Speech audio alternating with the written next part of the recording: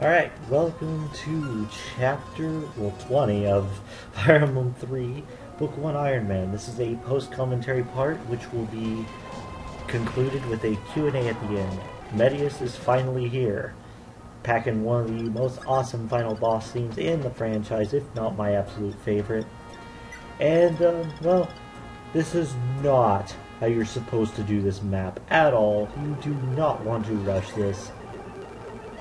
It is quite possibly the worst strat I did in the entire run. It is not good.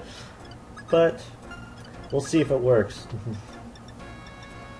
I also decided to warp various other characters over to them, such as Ogma, because the way Medeus works in this game is he divides your attack in half, also has 15 defense.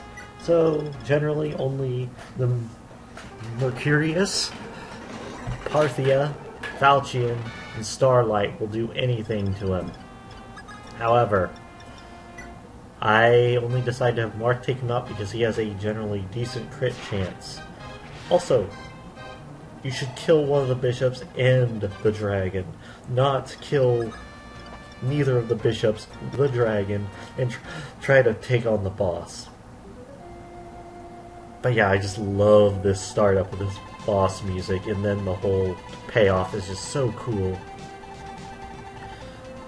But generally Marth will be doing 6 to 9 damage depending on his stats per hit. He usually doubles.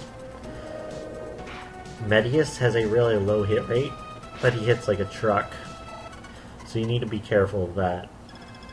Your units are divided, and I will be putting a link in the description to Fire Emblem WOD, which has plenty of, well, it shows you where your units will be depending on where you pick them in your unit select screen.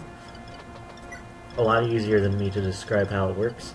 Also, we have Lawrence here because he has the Gravatus, he has the weapon rank to use it, and he's fairly tanky. We also have Bantu here just because, well, dragon. Rawr. And Reyna, she's here for long range heals, and sadly she won't be using any combat because 18 HP. Unfortunately, she doesn't have the capability of doing good combat. So in this corner we have George, Tiki, and Astram. George and Tiki will be doing most of the work here, and Astram sadly has fallen off by this point. He's really not all that great because his stats are too low to either tank or hit really hard. Also, Medeus has a tendency to target somebody out of his reach, but as I said, his actual hit rate's pretty bad, so you can abuse that. Also, snipers, they hurt a lot. But so do mine. I don't know why he decided to do that, but we have a door key now which could open that door where our first group started. Now Lawrence has really good tank power and decent strength to the point where he can actually fight these guys fairly decently. However, the dragon's going to be somewhat of an issue.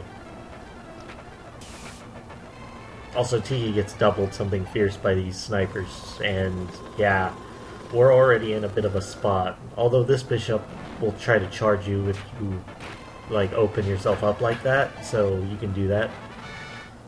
And Sheeta will get yet another really good double. I wish he would have gotten that strength earlier. But yeah, now we need to get rid of the sniper. Because, yeah, Ogma can take out the sniper with the Miracle Sword. Become a little more tanky. Although that doesn't matter too much right now. And our final move with Ellis here is to warp Barrack up there. Which doesn't seem like that good of a strat.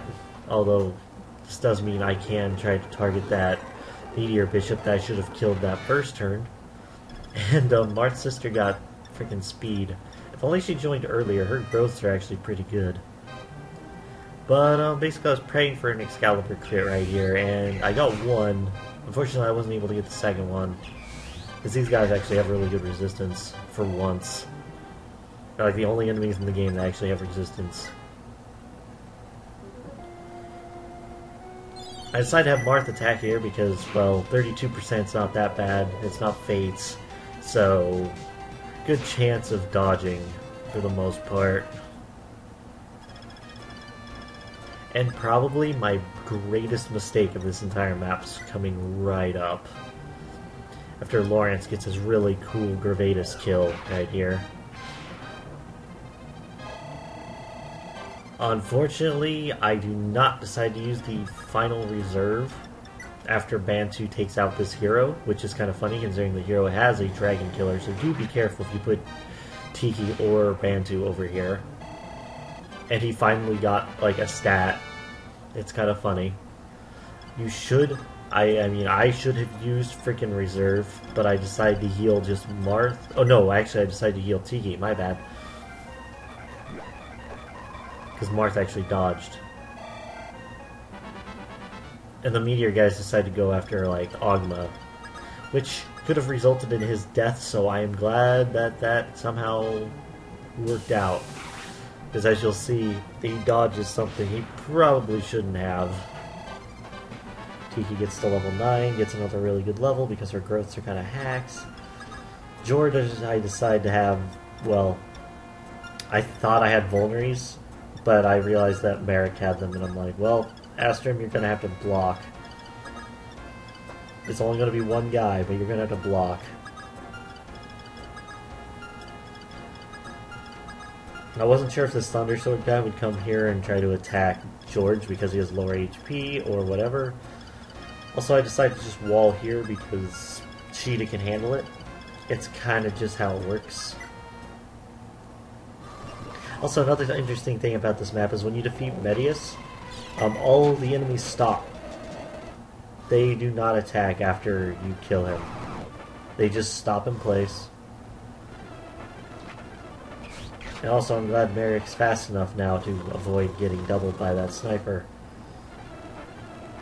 But yeah, here it comes. Ow. Well.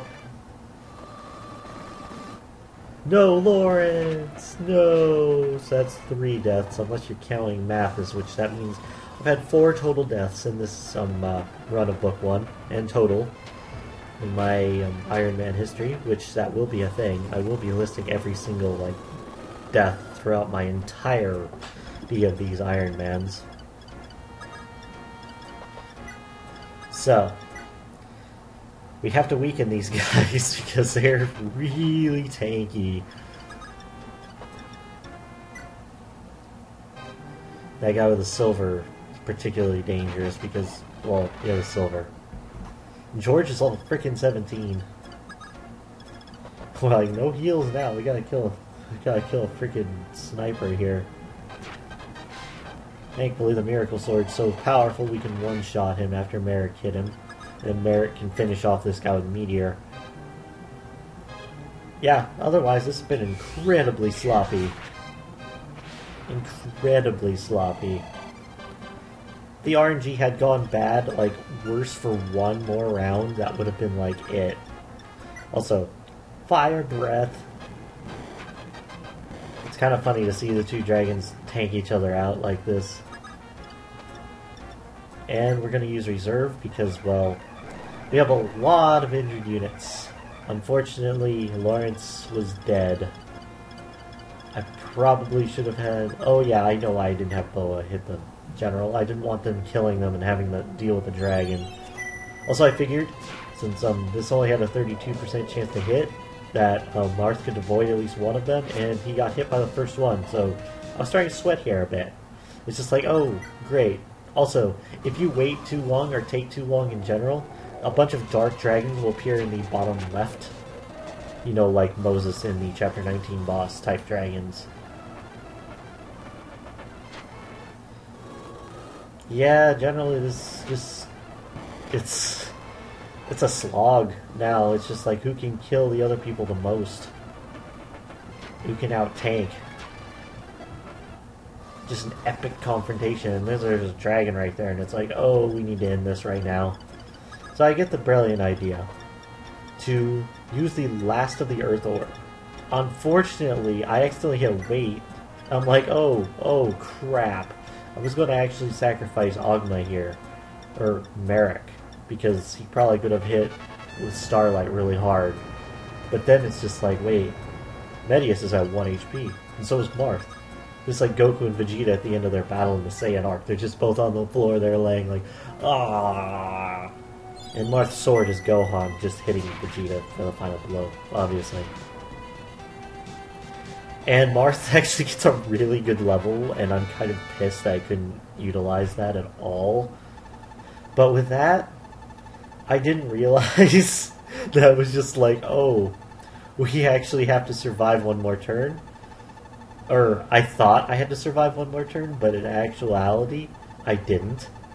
So you're gonna see me being all like frantic and be like, oh no, I have to survive one more turn. Sorry, Merrick, sorry, Ogma, you're gonna die. And then it's like, oh wait, head off the snake kind of thing.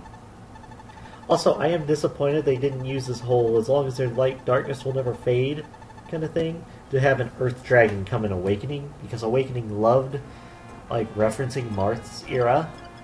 So to have them not reference the whole dragon shtick, other than having a dragon and nothing connected to Medeus or the Earth Dragons whatsoever, was pretty disappointing, honestly.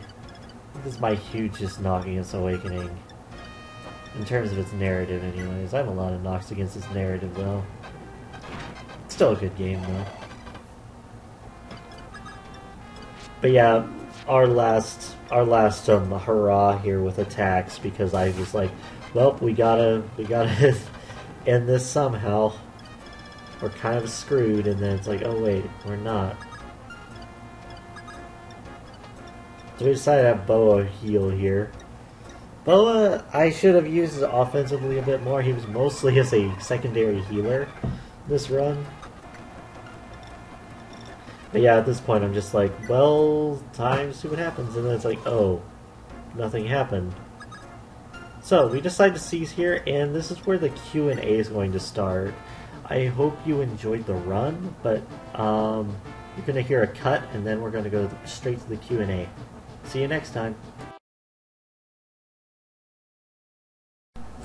Alright, Q&A time. Lord Raven asks, why is Book 2 so much better than Book 1? However, Refa also asks, why is Book 1 better? And Ice Sage asked, which one do I prefer of the two? So I'm just going to answer both of those at once. I like Book 2 somewhat more, because it has a lot more interesting maps. Its characters, I feel, are a little more balanced overall. But Book 1 is... I think Book 1's a really good introduction to old Kaga-style FE, though. I think it's an excellent starting point for anyone who wants to get into the franchise in general as well, alongside such games as Sacred Stones, Path of Radiance, and Awakening.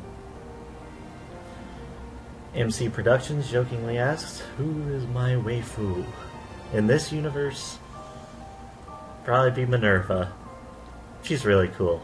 She's also really awesome.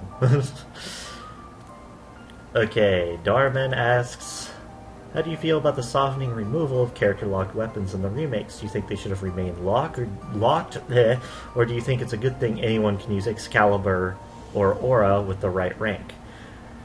In one case, it's really cool, because Wendell and Boa both can use Excalibur, and it's kind of ridiculous. On the other hand, Merrick loses his niche, and that's kind of sad in my opinion. Although he did get better in FE12, he is kind of bad in FE11 because of this. Meanwhile, Aura, you don't really see anyone other than Lindy using it anyways in FE11 or FE12 if you're using her. Dark Destroyer jokingly asks, who is my husbando? Is that how you say it? Anyways, I don't swing that way, but I'd probably say Wolf. Loyalty is a big thing with me. Yeah, just loyalty. And also his whole, undying loyalty is kind of nice too. Blah asks, how do you think this FE compares to the others in terms of story and gameplay?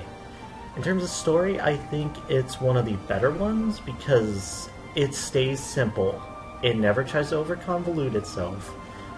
It's mainly focused on Marth, Nina, Camus, and Hardin. And with that focus, you're allowed to see, the world building's really good, is what I'm trying to say. Um, the remakes do better in some aspects of it, such as FE11, because that actually gives you a little more insight into Marth's character, such as the line of, I am a prince before I am a brother, kind of thing. In terms of gameplay, it's on the lower end of the spectrum, I feel, but also I don't think it's that low because it has some really cool things going for it, such as the dismount and units being generally more balanced. I'm a huge stickler for balance, even though FE has never been balanced in the slightest. So I put it actually not in the lower scale, but like somewhere in the middle. It's really good at what it does, but it's not spectacular. If that makes sense. Dark Destroyer asks another question. Do you think dismounting is better in this game or Thracia? Why did I say Thracia? 776, and do you want it to return? I think FE3 does it better. Because in FE5, you have a lot more units who, when they're dismounted, are still really good when they're dismounted. Meanwhile, in FE3, your mounted units are really, really hampered dismounted for the most part, unless you're like Sirius or Pala in Book 2. Would I want it to return? Yes, I would like to see an FE15, although I am not really hopeful, although FE14 did do a lot of, well, they tried a lot of new things, so I'm kind of hopeful for that, actually.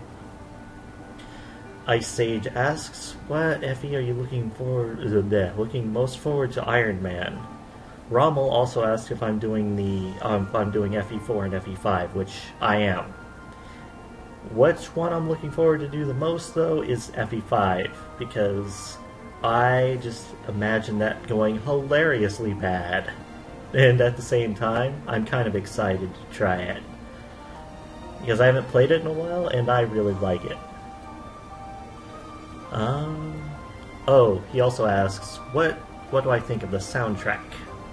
I really like the soundtrack, more so in Book 2, but as I said in the stage itself, Medeus' theme in Book 1 I really love. As I said, it's my favorite final boss theme in the franchise, aside from, I think, Ashenard's and FE9.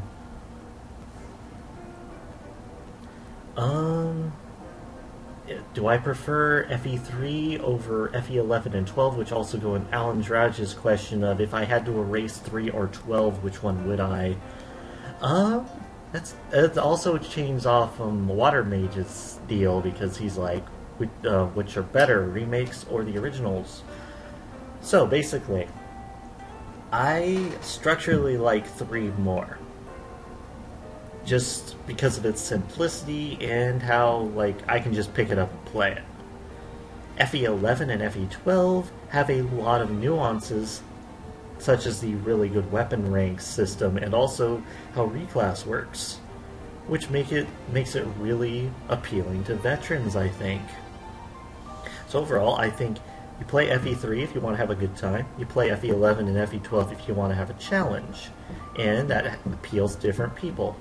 I like 11 and 12 a lot, but I like 3 more, just from the reasons I stated. Also, if I had to erase 3 or 12, I would probably pick 12, and the reasons are, 3 is what made Fire Emblem start getting recognized, in Japan at least, and I think without it, we wouldn't have the series as we do now. Meanwhile, with 12, I think the only significant thing we lose would be the Avatar being an Awakening and Fates, which might actually drastically alter how those games work in terms of story, narrative, and general gameplay. Excuse me. But, I think, Water Mage, your question, I'm going to have to kind of default and say they appeal to different people, really. Like, I prefer 3. But you'll find tons of people who prefer 11 and 12. Not saying I don't like 11 and 12, though. SRC asks, if you had Master Seals instead of traditional promotion items, would your team be any different? That's an interesting one, because I think if I had more traditional promotion items, I'd have had more appeal to use Rush.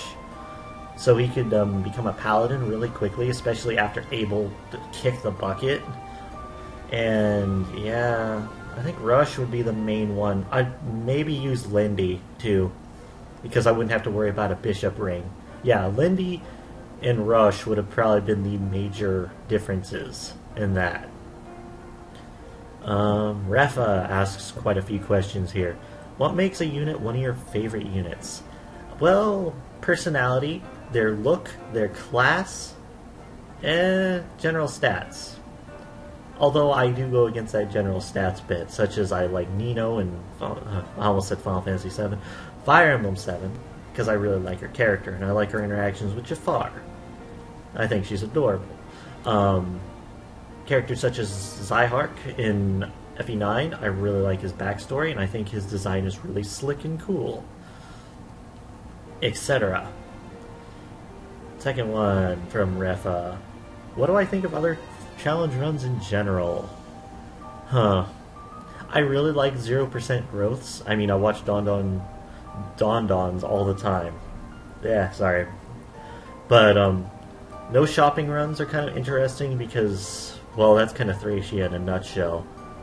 You also have such stuff as, like, no repair runs in Fire Emblem 4. You still need to finish yours, by the way. Yeah, I just like challenge runs in general in Fire Emblem and in games. That's part of why I started this series. Third, how do I decide units in a particular run, such as like a casual or an Ironman? It's kind of how I'm feeling at the time, really. It's kind of a mood thing. Like when I was doing Chapter 1 of Book 1, I'm like, I'm going to use Abel. And you all know how that turned out. But when we saw, like, Merritt getting good levels or George getting good levels, it's just like, yeah, we're just gonna... Well, George wasn't getting good levels. He just got that crit in Chapter 15, and it's like, yeah, you're being used for the rest of the game. Or you have moments like Tiki, who I've never used before in FE3, so I decided, why the heck not? I kind of get to do that as well. If I haven't used a unit before, it appeals more to me to use them sometime. And the fourth and final question from Refa and in general, how long will it take Katria to carry Book 2?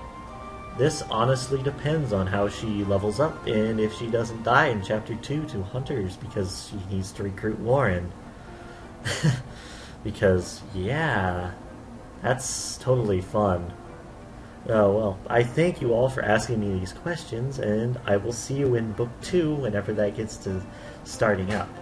Book 2 will likely take a little bit to get on to get onto my channel because I've only recorded up to Chapter 4 as of right now.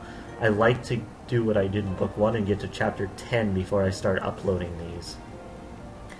And expect to see some things in the in-between time. I'm not sure of what yet, but I will see you in FE3 Book 2 Iron Man, and I hope you join me when I do. This is Jedi Supersonic signing out, and I hope you you enjoyed this Q&A and the run in general.